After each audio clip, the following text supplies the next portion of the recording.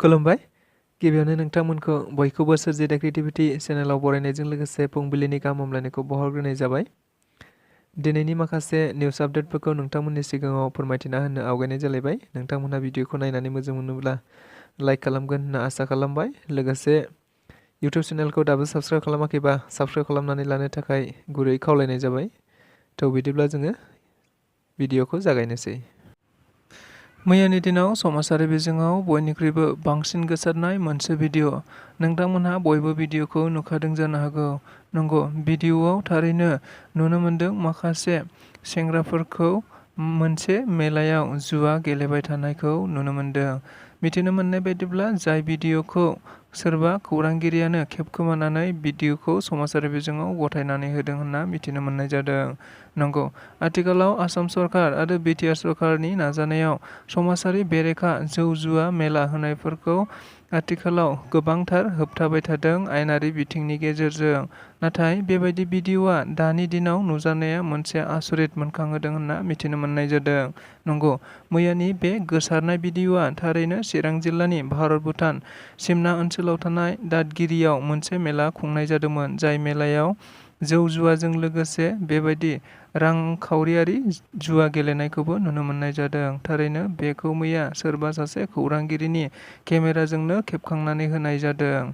थारैनो बे भिडिअ'आ दायो समाजारि बिजोङाव बयनिख्रुइबो बांसिन गोसारदों आरो बेखौ नोजोर बोनानैनो आथिखालनि समाजाव गोबांथार सुबुंफोरा बुंथिनो लादों, जेराव गोबांथार बेबायदि आसाम सरकार आरो बिटिआर सरकारनि जौ जुवानि हेंथायै नाजासेयावबो माबोरैहाय मेला आरो रां-रुफानि जुवा गेलेनाया सोलिबाय थादों, बेखौ लानानैनो गोबांथारा समाजारि बिजोंनि गेजेरजों गोबां बाथ्रा बुंथिनायखौ नुनो मोननाय जादों।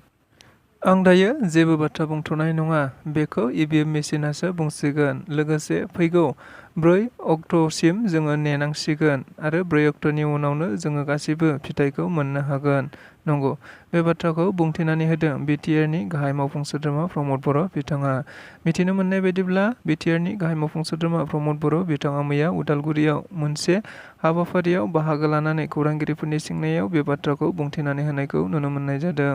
जेराव खौरांगिरिफोरा सोंनाय बायदिब्ला थारैनो दुर्गादास बर'आ फैगौ 4 जुनआव ओंखारनो गोनां एमपि बिसायख'थिनि रिजाल्टआव थारैनो बिपिएफ राजखान्थि दोलोआ देरहागोन होननानै सोंनाय जादोंमोन। जायखौ नोजोर बोनानै बिटिआरनि गाहाय मावफुं सोद्रोमा प्रमद बर'आ बे बाथ्राखौ बुंनानै होदों दि थारैनो बेनि फिथाइखौ फैगौ 4 जुन अदेबानि इभिएम मेसिनासो मिथिगोन आरो बिथाङा बुंथिबावनाय बायदिब्ला आं दासिमाव बेबायदि जेबो गाज्रि रिजाल्ट फैगोनखौ आसा खालामाखै, थारैनो मोजां रिजाल्ट फैगोन। बेनिखायनो फैगौ 4 जुनसिम जोङो नेनांगोन, अब्लानो जों मिथिगोन सोर दुखु जायो आरो सोर रंजायो होननानै बिथाङा बुंथिनानै होनायखौ नुनो मोननाय जादों। मबाइल बाहायग्रा लाइमोनफोरनि थाखाय मोनसे जोबोद सांग्रांथि। नंगौ, सांग्रां जानाया मोजां, मानोना मैया मिथिनो मोननाय बायदिब्ला सासे कामान्ड'आव साख्रि मावबाय थानाय सेंग्राया मबाइलाव चार्ज थुनानै रायज्लायबाय थानाय समावनो हरखाब मबाइला बेरफ्रुनानै हस्पिटालाव रुंसारि जाहैयो होनना मिथिनो मोननाय जादों। जों बयबो खौरां बिजोंनि गेजेरजों थारैनो मैया मिथिनो मोनबाय थानाय जादों दि सासे कामान्ड'आ हरखाबै मबाइल बेरफ्रुनायनि दायाव जिउ गोमायो होनना मिथिनो मोनदों। थारैनो जाथाया जादों सासे कामान्ड' जायखौ शिबसागरनि अमर ज्योति टाइट होननानै मिथिनो मोननाय जादों। बिथाङा थांनाय 1 खावसे अदेबानि 1.5 बोसोरनिफ्रायनो कामान्ड'आव साख्रियाल महरै खामानि मावगासिनो दङमोन। थिग बेबायदिनो मैया हराव बिथाङा मबाइलजों चार्ज थुनानै फन रायज्लायबाय थानाय समावनो फनआ हरखाबै बेरफ्रुनायाव थारैनो बिथाङा जायगायावनो जिउ गोमायो होनना मिथिनो मोननाय जादों।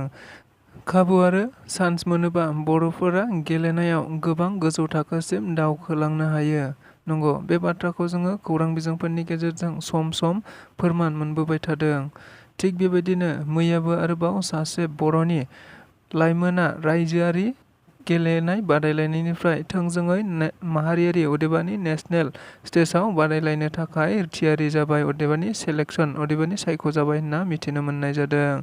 मख'नो गोनांदि सासे बर'नि लाइमोन बोहैथि सरगयारिया माहारियारि थाखोआव गेलेनो मोननायनि सायख'जाबाय होनना खौरां बिजोंफोरनि गेजेरजों गोबांथार गोसारनायखौ नुनो मोननाय जादों।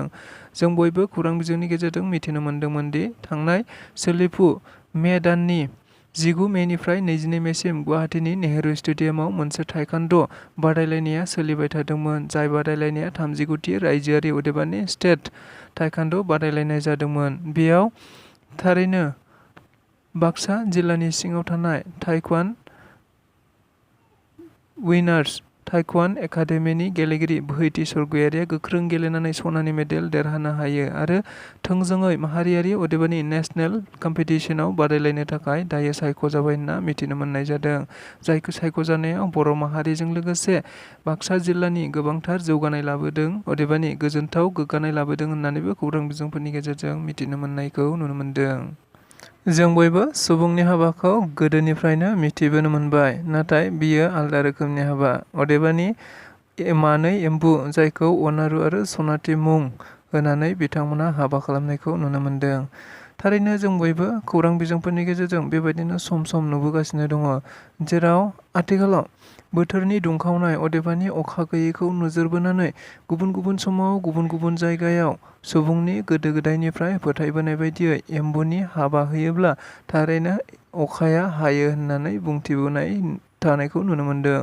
नंगौ, बेबायदिनो गुबुन गुबुन समाव एम्बुनि हाबा अदेबानि जुलि होबोबाय थानाय बायदिनो मैयाबो मोनसे फन्द्रगाव गामियाव एम्बुनि जुलि होदों होनना मिथिनो मोननाय जादों। थारैनो बे जुलिखौ गुबैयै गासै ब्रह्म धोरोमनि नियम नितिफोरजोंनो होनाय जादों होननानैबो खौरां बिजोंनि गेजेरजों मिथिनो मोननाय जादों। नंगौ, बे जुलिया मैया परबतझरा जिल्लानि सिङाव थानाय फन्द्रगाव गामियाव जादों होनना मिथिनो मोननाय जादों। थारैनो अखा हायैखौ नोजोर बोनानै अदेबानि एम्बुखौ जुलि होनानै एम्बुआ थारैनो अखाफोरखौ लिंहरनांगौखौ नोजोर बोनानै बिथांमोना बे हाबाखौ होदों होननानै खौरां बिजोंनि गेजेरजों मिथिनो मोननाय जादों। उदालगुरि जिल्लानि सिङाव थानाय भेरगाव बाइखो हुरि सेवनि काकारामारि बाइखो दाम सामलाय आफाद आरो बेरगाव दख'रा राभा हारिमायारि आफादफोरनि जथायै बानजायनायाव मैया सेवथि बाइखो हाबाफारि खुंनायखौ नुनो मोननाय जादों। मख'नो गोनांदि आथिखालाव आसामाव रायजो जानाय राभा हारिमुवारि फोरबोखौ नोजोर बोनानै राभाफोराबो दायो गावसोरनि हारिमुखौ नोजोर बोनानै बेबायदिनो सम सम हारिमुवारि फोरबोफोरखौ फालिबोबाय थानायखौ नुनो मोननाय जादों।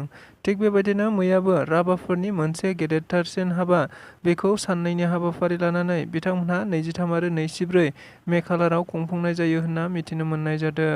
मख'नो गोनांदि बे हाबाफारिखौ गुबैयै उदालगुरि जिल्लानि सिङावनो खुंफुंनाय जादों होननानैबो मिथिनो मोनदों। लोगोसेनो मैयानि जोबथा हाबाफारियाव बाहागो लाफैदोंमोन राभा फरायसा आफादनि मानगोनां गाहाय नेहाथारि डक्टर सुभाष राभा बिथाङा। लोगोसेनो बे हाबाफारियाव बिटिआरनि सायख'जानाय एमसिएलए बिथाङाबो बाहागो लाफैदों। लोगोसे राभा साहित्य सभानि आफादगिरि देब कुमार राभा बिथाङाबो हाबाफारियाव बाहागो लानानै फरायसाफोरजों लोगोसे गासै राभा माहारियारि आफादफोरनि गासै गोनांथार बाथ्राफोरखौनो सावरायलायदों होननानैबो बिथांमोनहा खौरांगिरिफोरनि गेजेरजों बुंथिनानै होनायखौबो नुनो मोनदों।